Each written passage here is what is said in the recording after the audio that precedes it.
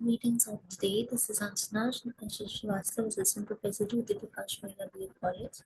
आज का हमारा टॉपिक है right to education in India. Right to education in India. Before delving into the topic, let's see what is education. शिक्षा क्या है? शिक्षा, it is a process of facilitating learning or the acquisition of knowledge, skills, values, beliefs and habits.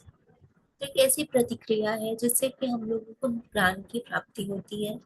हम लोग कौशल, विवेक, values, मूल्य, beliefs और habits का एक एक्वायर करते हैं बेसिकली. और इससे हमारा अधिगम की प्राप्ति होती है. We acquire learning. तो education is the most powerful weapon which you can use to change the world has been defined by quoted by Nelson Mandela कि एक ऐसा वेपन जिससे आप दुनिया को चेंज कर सकते हैं. This is quoted by Nelson Mandela. Mahatma Gandhi ने भी बहुत ही ब्यूटीफुली उन्होंने कहा है, by education I mean an all round drawing out of the best in child man body mind and spirit. So all round development in the spirits of anyone, any of mind, body. तो एक सर्वांगीण विकास किसी भी child के अंदर through mind and spirit. So education को हम लोग समझे. Next we will go on to what is right to education, a fundamental right. So this is the question, that is right to education a fundamental right? Then yes, right to education is a fundamental right which is guaranteed under the Constitution. Constitution के 86th Amendment Act 2002 में article 21A की Constitution में right of education का जिक्र किया गया है. Article 21A ये स्टेट करता है कि स्टेट को फ्री एंड कंपल्सरी एजुकेशन देना है उन सभी छात्रों को, उन सभी वर्ग के बच्चों को जो 6 से 14 वर्ष के हैं. ठीक है, एज स्टेट में बाय लॉ डिटरमिन. ये आर्टिकल 21 जो है ये फ्री एंड कंपल्सरी एजुकेशन की बात करती है. निःशुल्क और अनिवार्य शिक्षा की बात करती है 6 से 14 वर्ष के उन सभी बच्चों को जो कि यूजुअली क्लास 6 to 8 वर्ग के छात्र होते हैं. फिर article 45 of the constitution also provide that states must endeavor to provide education for all the children. But as this article is a directive principle, it cannot be enforced against state. तो article 45 एक DPS में आती है, directive principle of state policy. वो ये कहती है कि शिक्षा हर सभी बच्चों को प्रोवाइड की जानी चाहिए, लेकिन ये इन्फोर्स नहीं हो पाएगा by the state against the state क्योंकि ये डीपीएस में आती है. This is a policy which is given to the state, directives which is given to the state. So law for education, the right of children to free and compulsory education or right to education RTE is an act of Parliament of India enacted on 4th August 2009. तो 4 अगस्त 2009 को ये act आया है जिसने ये describe किया है कि फ्री एंड कंपल्सरी एजुकेशन देना है उन सभी बच्चों को 6 से 14 वर्ष के हैं. और ये इफेक्ट में आया है 1 अप्रैल 2010 में. और इंडिया में almost 135 countries, India among the 125 countries is making education a fundamental right. Free education, what does it mean? And compulsory education, what does it mean? So free education, no child other than the child who has been admitted by his or her parents to a school which is not supported by the appropriate government shall be liable to pay any kind of fee or charges or expenses which may prevent him from pursuing and completing elementary education. मतलब वो बच्चे जो कि अपने parents के द्वारा admit नहीं किए गए हैं, तो उन सभी को फ्री में शिक्षा दी जाएगी और ये निःशुल्क शिक्षा दी जाएगी इन सभी को, ताकि वो अपनी एलिमेंट्री एजुकेशन 10 तक कंप्लीट कर सके. साथ ही साथ उन लोगों को एक कंपल्सरी एजुकेशन देना भी बहुत ज़रूरी है. अनिवार्य शिक्षा 6 से 14 वर्ष के बच्चों को देनी बहुत ही आवश्यक है, जो कि इंश्योर करेगा उनकी एडमिशन, अटेंडेंस, कंप्लीशन ताकि वो स्कूल्स कंप्लीट कर सके. Then we will go on to child's right to education. Every child in age group of 6 to 14 has a right to get free and compulsory education until he attains elementary education, which comes under section 3 of RTE. Then children with disabilities are also covered in this act. जितने भी children है जो disabilities आते हैं वो सभी भी cover हो जाते हैं इस act में. When a child above 6 years of age has not been admitted in any school, or though admitted could not complete his or her elementary education, then he or she shall be admitted in a class appropriate to his or her age. जहाँ पे ये बच्चे अगर वो admit नहीं हुए हैं school में, तो वो लोगों को जो एलिमेंट्री एजुकेशन जिनको नहीं मिला है, देन वो लोगों को इस क्लास में एप्रोप्रिएट एज में एडमिट कराना, ये आरटी के अंदर है. साथ ही साथ कंटिन्यूएशन में लोग बात करेंगे कि जब कोई भी बच्चा डायरेक्टली एडमिट होता है, देन ही और she has a right to receive special training. उन लोगों को स्पेशल ट्रेनिंग मिलेगा, वो लोगों को फ्री एजुकेशन मिलेगा until he completes 14 years of age, class 8 तक. Then the child has a right to choose any school, be it private or public, in his or her neighborhood for pursuing elementary education. The child has a right to transfer to another school. कोई भी चाहे section 5 में बात की गई है कि child के पास कोई भी राइट है कि वो other than minority and religious schools, public and private schools को चुन सके उनके नेबरहुड में. साथ ही साथ उनके पास राइट टू ट्रांसफर का भी एक कोई दूसरे स्कूल्स में वो जा सकते हैं if that school does not have the provision or completion of elementary education, when a child is required to move from one school to another, either within a state or outside for any reason.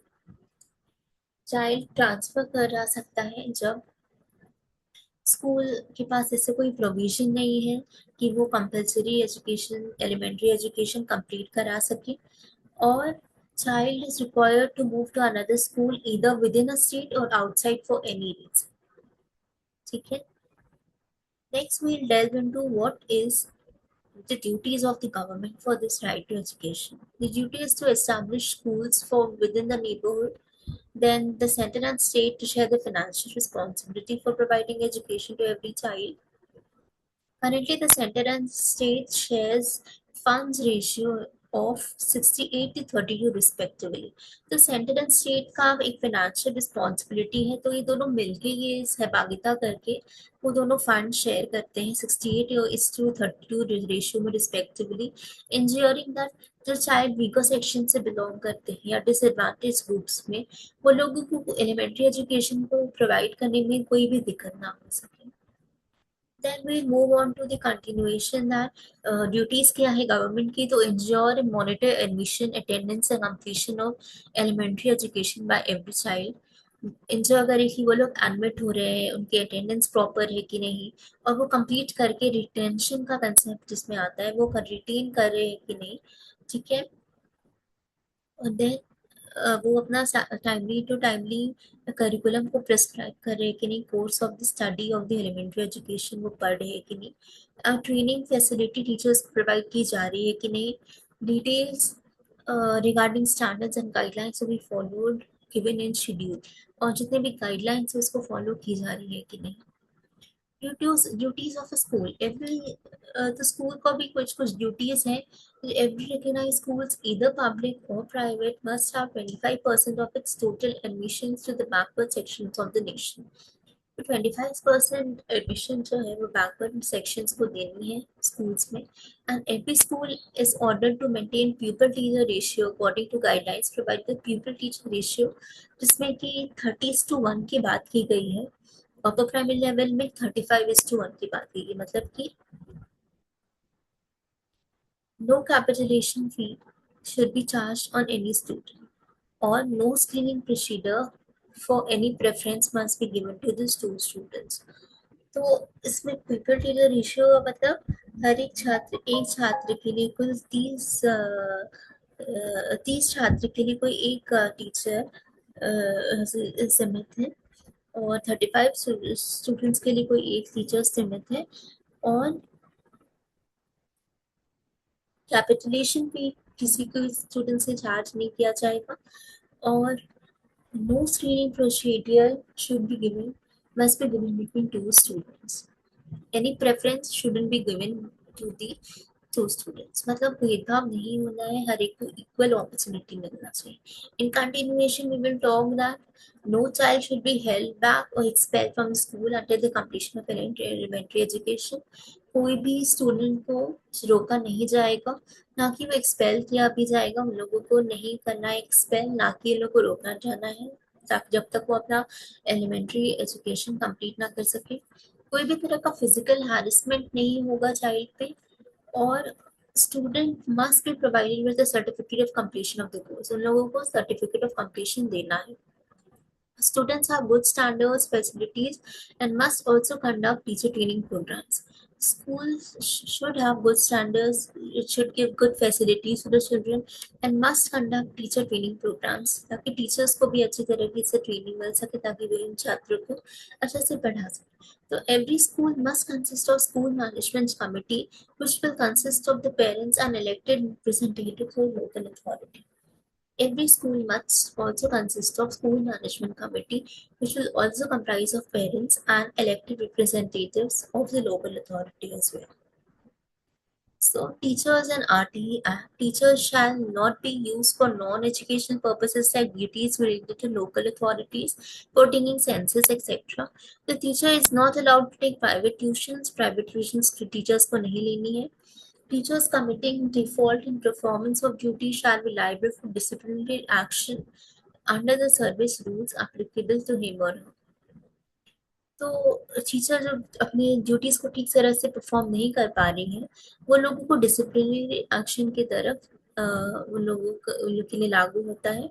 साथ ही साथ before taking any disciplinary action, reasonable opportunity of being heard shall be afforded to the teachers. तो उन लोगों को कोई भी disciplinary action लेने से पहले एक अपॉर्चुनिटी उन लोगों को मिलता है कि एक बार वो उनकी भी बात सुनी जाए. Now, what is the criticism? Quality of education by government school system is not good nowadays. जो गवर्नमेंट स्कूल से जो भी हम लोगों को शिक्षा प्रदान की जा रही है, वो उसकी क्वालिटी, उसकी गुणवत्ता ठीक नहीं है.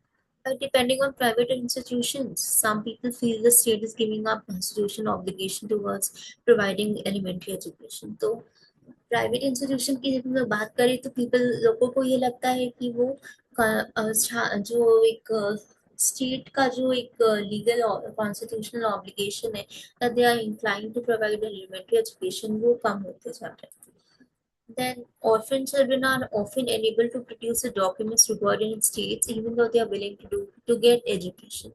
तो orphan जो children हैं जो कि जिनके माँ बाप नहीं हैं, वो लोगों को भी documents produce करने में in some states they are facing problems, and children below 6 and above 14 are not provided with any provisions for education. 6 से नीचे के बच्चे और 14 से ऊपर के बच्चे को ऐसा कोई प्रोविजन नहीं है कि वो लोगों को शिक्षा प्रदान की जाए. So how to apply under RTE Act? The proof of age document is needed for applying.